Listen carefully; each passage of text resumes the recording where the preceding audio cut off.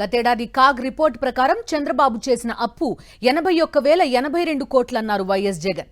కానీ బాబు అసెంబ్లీ సాక్షిగా 60,485 కోట్లని తప్పుడు సమాచారం ఇచ్చారన్నారు. చంద్రబాబు తప్పుడు సమాచారంపై కేంద్రానికి లేఖ రాస్తామన్నారు వైఎస్ జగన్.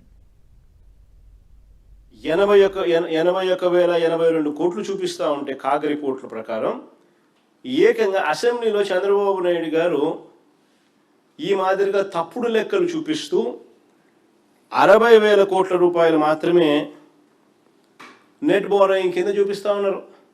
అంతా 60,485 కోట్లని. అంటే తప్పుడు సమాచారం, దాచిపెట్టే కార్యక్రమం. ఏకంగా 20,000 కోట్ల అప్పును, వాస్తవంగా చేసిన అప్పును దాచిపెట్టి చూపిస్తూ ఉన్నారు. నిజంగా చంద్రబాబు నాయుడు గారు అనే వ్యక్తి దీని మీద క్యాబినెట్ సెక్రటరీకి మేము లేఖ రాస్తూ ఉన్నాము. ఈ కాగ్ రిపోర్టు ప్లస్ వాళ్ళు రాసిన లేఖ రెండు కూడా చూపించి చంద్రబాబు నాయుడు కోసం కింద మీద పడిన ఆ సెక్రటరీ ఎవరైతే ఉన్నారో వాళ్ళ ఉద్యోగాలు కూడా ఆటోమేటిక్లీ క్వశ్చన్ మార్కులకు వస్తాయి.